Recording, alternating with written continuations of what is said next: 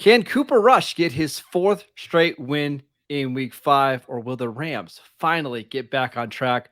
All that and more in this crossover episode of the Locked On Cowboys and Locked On Rams podcast. You are Locked On Cowboys, your daily Dallas Cowboys podcast. Part of the Locked On Podcast Network, your team every day. Locked on Cowboys.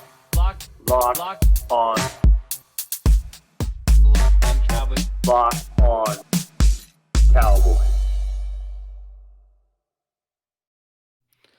Crossover Thursday is presented by our friends at Prize Picks. Prize Picks is so much fun and it's so easy to play. No competing against other players. It's just you versus the projections available. All you have to do is pick 2 to 5 players, and if they score more or less than their Prize Pick projection, you can win up to 10 times your money on any entry. It can literally take 60 seconds, maybe even less than that to enter. It's that easy. We love Prize Picks, and we know you will too. First-time users can receive a 100% instant deposit match up to $100 with promo code LOCKEDON. That is prizepicks.com, promo code LOCKEDON. Welcome to the Locked On Cowboys and Locked On Rams podcast, part of the Locked On Podcast Network, your team every day. We'd like to thank you for making us your first listen of the day. We are free and available on all platforms. I am Marcus Mosher. You can follow me on Twitter at Marcus_Mosher. He is Travis Rodgers. Follow him on Twitter at Travis Rodgers. Covers the Rams. Travis, how you doing today, sir? I am fantastic, Marcus. I don't know if optimistic is the right word. I'm a little anxious, I think is the right word, about what's maybe coming up on Sunday, because everything went so right for the Rams for so long, and this is their first real adversity in quite some time. Yeah, so let's just go ahead and jump right into this. Talk about the biggest storylines for each team. I think you probably have an idea what the biggest storyline is for Dallas, but for the Rams, Travis, what's going on? Well, the big question with the Rams, and one kind of folds into the other. The overarching, like the larger umbrella of the two, is what's going on with the offense. I mean, it is Cooper Kupp and almost nothing else. That Cooper Kupp has been, as good as he's ever been. He's catching, 8, 9, 10 passes a game. He had 14 against the 49ers. He's putting up some pretty good yardage. He's getting in the end zone on a fairly regular basis. And that really is the extent of what has worked for the Rams offensively. The running game has been AWOL. Matthew Stafford has been, I don't even want to say not as good as he was last year. He's been flat out not very good, full stop. And then, of course, the smaller one inside of all of this is, what in the world is going on with Allen Robinson? They went out and picked him up in the free agent market. They decided that Robert Woods was not as good of a fit as Allen Robinson hopefully was going to be. And it hasn't worked at all. To say that it's been less than expected would be an incredibly kind way of saying it. He has virtually done nothing with this team. 4 weeks, 9 catches, none of them really impactful. He did get in the end zone once against Atlanta, but those are the big ones for the Rams as you sit here at 2-2. Sean McVay, offensive genius, an all-pro quarterback, all-pro wide receiver, and they can't get anything done offensively. I mean, we can talk about the offensive line, which has been bad, but at least that's understandable, right? Mm-hmm. They've had injuries, including to David Andrews. But fill me in on this Allen Robinson thing, because I don't get it. Like, you pay this guy a lot of money in free agency.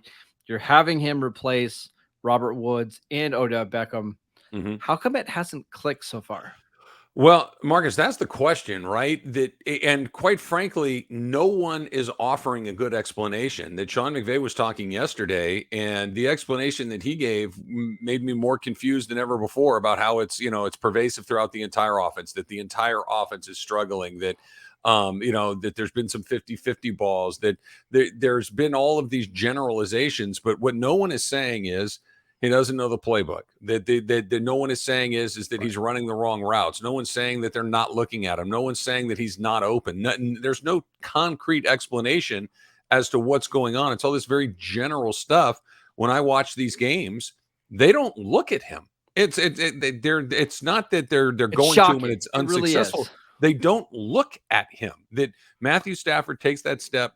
That snap, I should say, and he's looking at Kupp. He's looking at Higbee. He's looking at guys like Ben Skoranek. Brandon Powell, who was on the practice squad halfway through last season, is a larger part of the offense than the guy that they went out and got in free agency.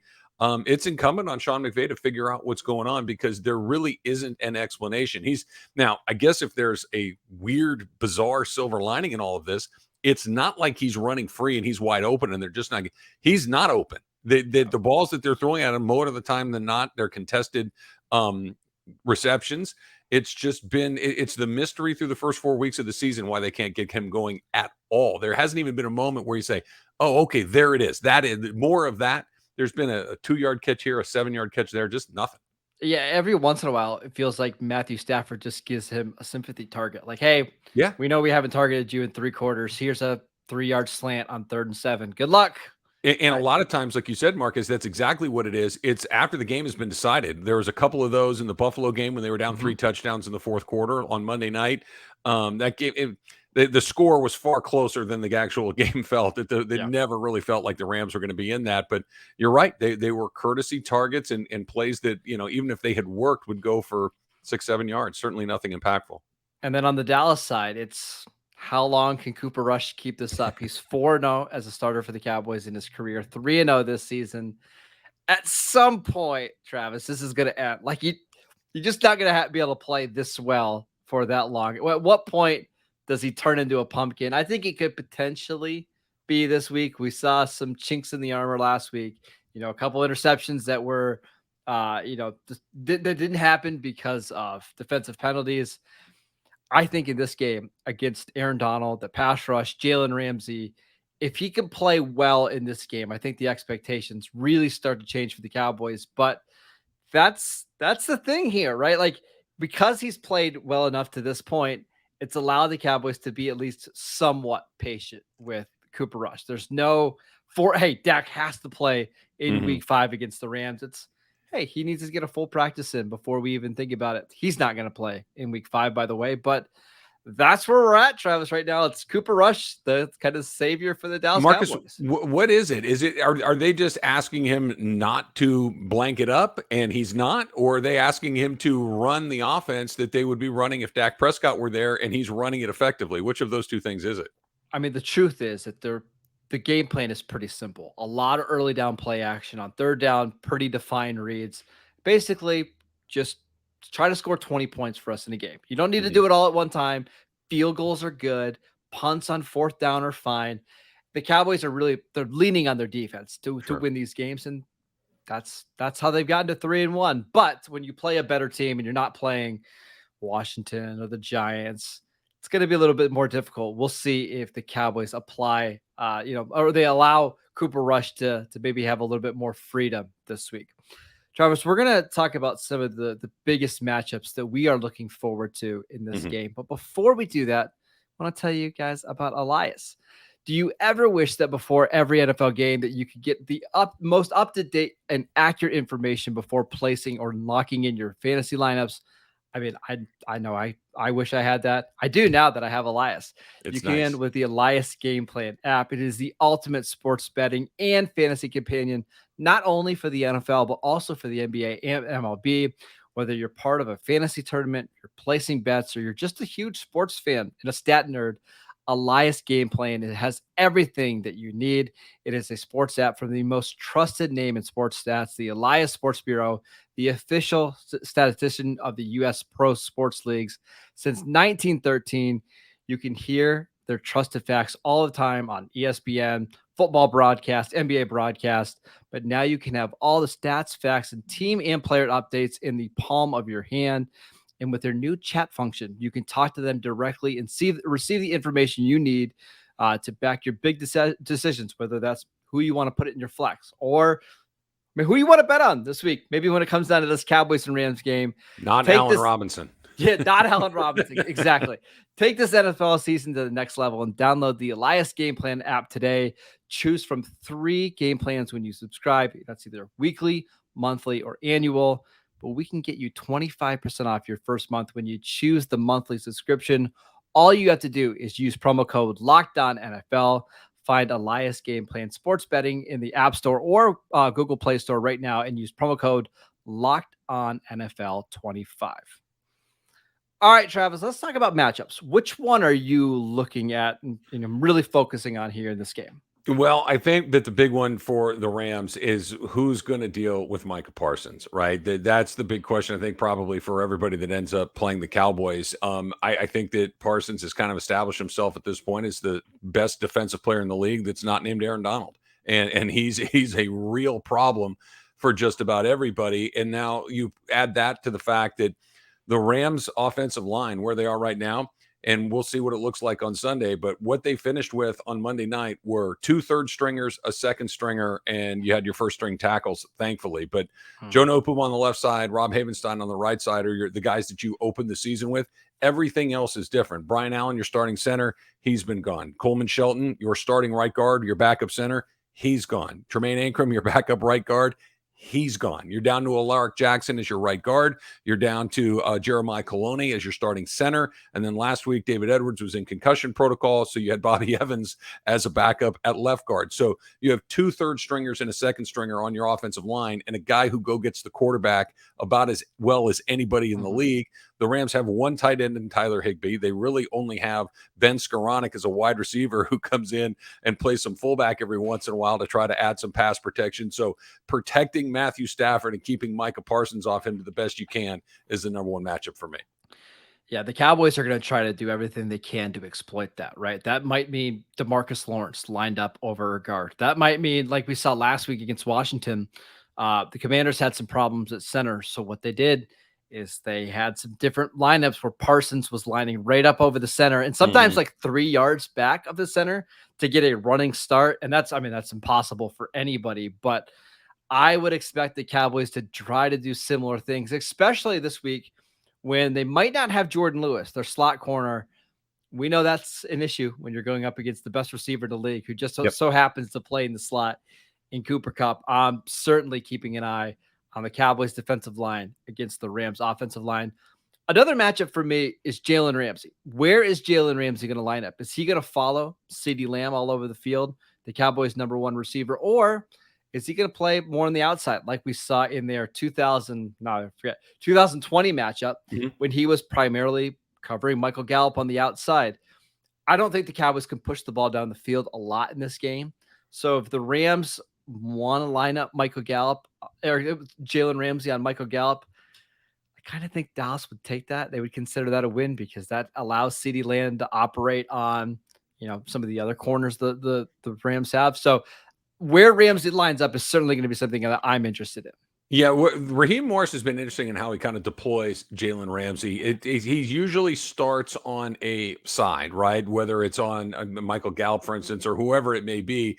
And then depending on how the game unfolds, he will use Ramsey accordingly. A really good example of this is the way that they've used him against the 49ers, that if George Kittle's having one of those days, Jalen Ramsey guards George Kittle, even if he's a tight end. If it's Debo that's giving them a hard time, he'll try to match up with Debo. That if one player in particular, in this case, CeeDee Lamb, all of a sudden starts to really give it to the Rams. And, we talked about the offensive line a second ago. Their secondary is nearly as banged up as their offensive line as well. They're down to third stringers at safety. They're down to their dime corner is now starting in many situations. So Jalen's got to take on a lot of responsibilities in this. So I think that as the game unfolds, if they can play it straight up, they will. But if they need to put Jalen on somebody specific, i.e., CeeDee Lamb, I think that they'll do that as well. And we should also mention the Cowboys offensive line against Aaron Donald, who you already mentioned, the best player in football for my money. The Cowboys have had problems on their interior offensive line. Zach Martin is still Zach Martin, so that's fine. He's at right guard. It's everywhere else. Tyler Biadasz, the Cowboys' third-year center, has been up and down this year, but it's the left guard position that the Cowboys have had a lot of issues with. Connor McGovern, their starter, he is dealing with a high ankle sprain. He played last week. He came back. Travis, he was awful. I mean, he was just bad. His backup, Matt Farniak, one of the lowest graded offensive linemen, according to Pro Football Focus. And then the Cowboys are also rotating in Jason Peters, a 40-year-old left tackle who is playing left guard for the first time in his football career, NFL, college, high school. He's playing like 15 to 20 snaps, and he's 40 and about 400 pounds, right? So how – I'm not exaggerating on the 400 pounds part. It's like, how do they block Aaron Donald in this game? I don't know. But if they can, I think the Cowboys are going to have some success on offense. don't anticipate that being the case. Well, it'll be interesting that when we were doing this last week, I was talking with the guys from Locked On 49ers, and their concern was, how do you block Aaron Donald? Especially, they have 2 rookie guards and a center who is very inexperienced as well. And Aaron Donald made a couple of plays because he's Aaron Donald. He's always going to make a few plays. And they did a very good job of doubling him just about every time. They would triple him on occasion as well. But if the Cowboys are looking for a game plan, I wouldn't look too far beyond what San Francisco did with him, because while you never erase Aaron Donald from what's going on, they made him about as quiet as you possibly can. And they did it with some guys that are not, first team all NFL guys. They did it with some guys that maybe you would expect he would be able to exploit. And the Niners did a really good job against him.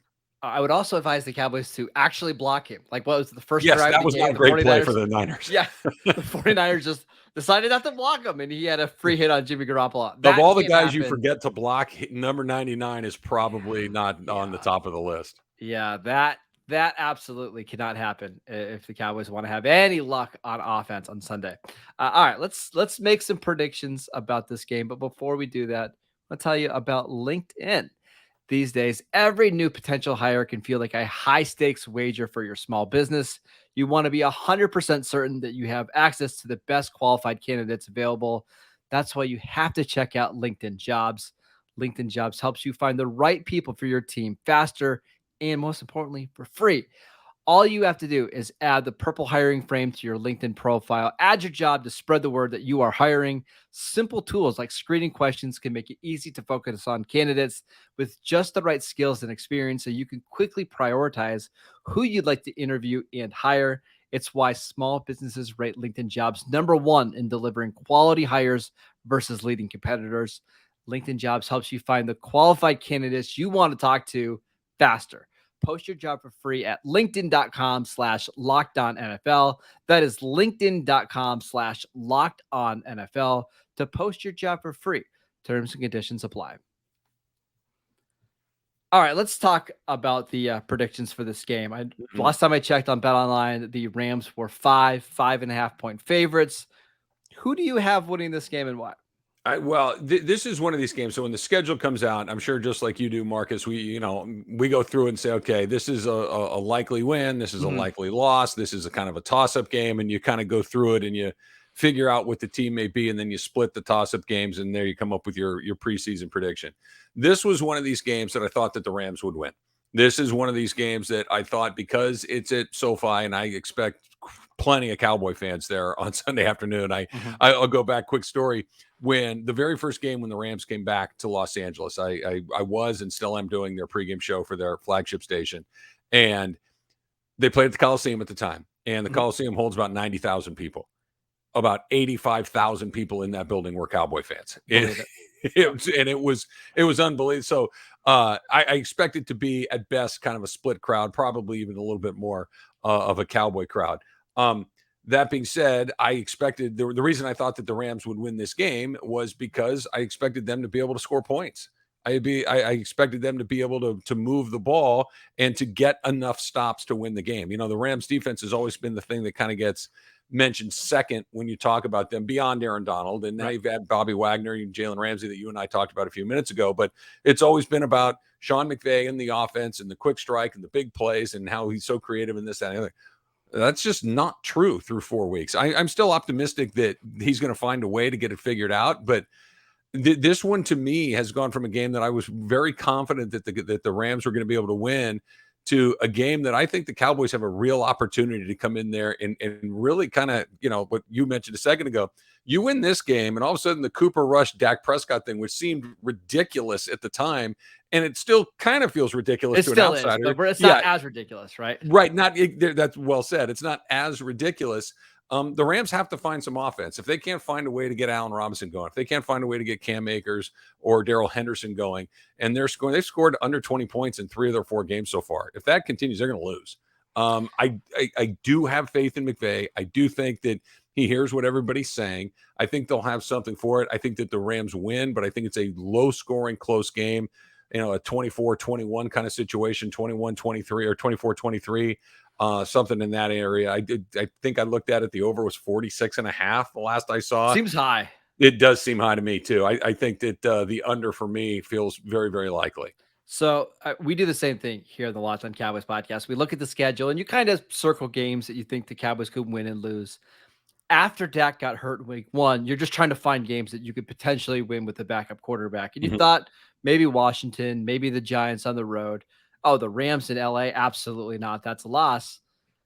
And then you watch the Rams play over the last couple of weeks. I watched this morning. I watched their win over Atlanta.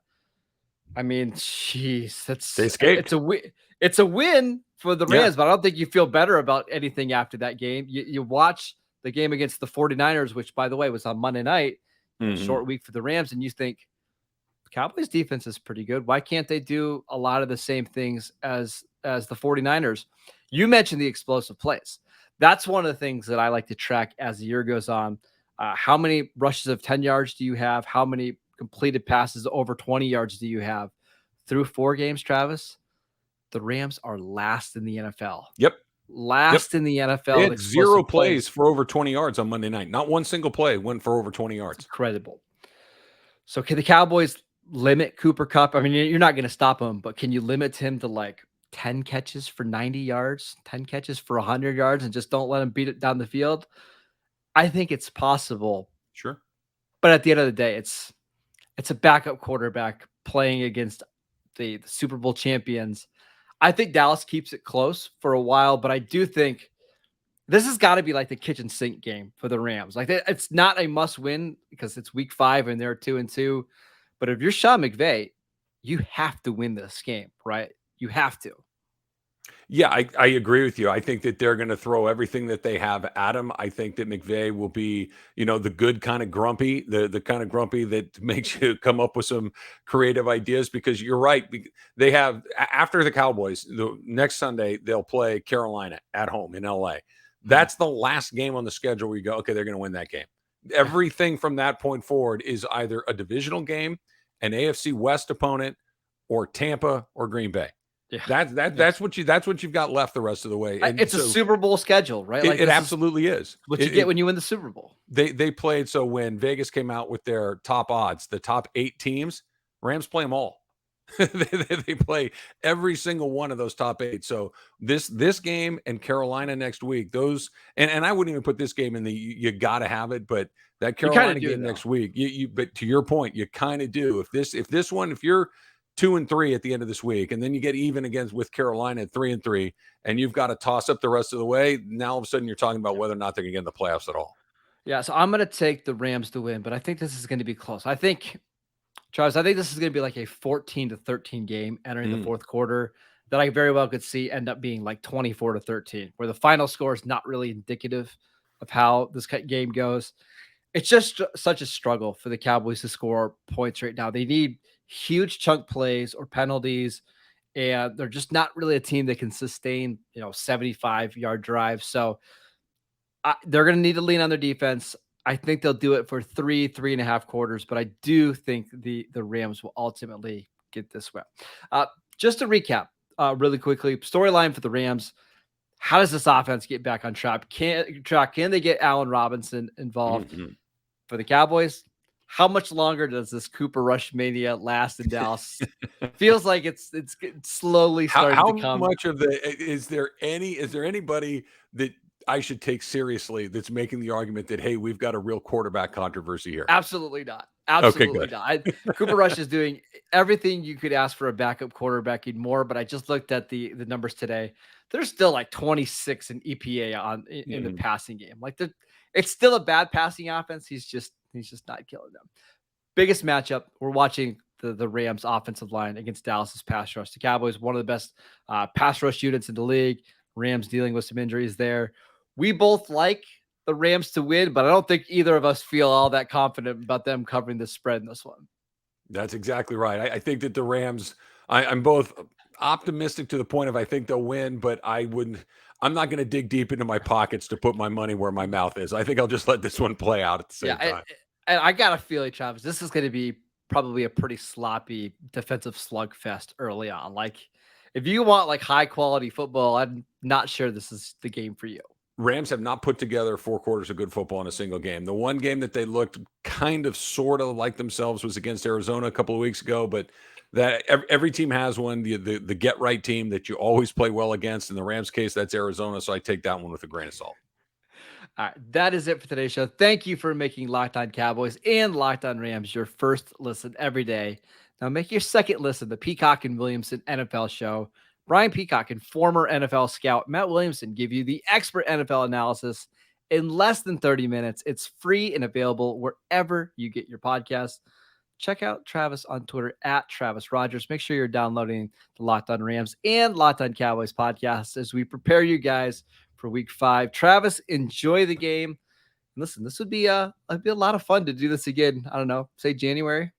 Yeah, I was gonna say the NFC Championship game. We could do it all over again. Maybe in Dallas, maybe here at SoFi. 2 good stadiums. Wherever it ends up, if that's how it goes, we'll both be happy. Enjoy the rest of your week, everybody. And enjoy the game here in week 5.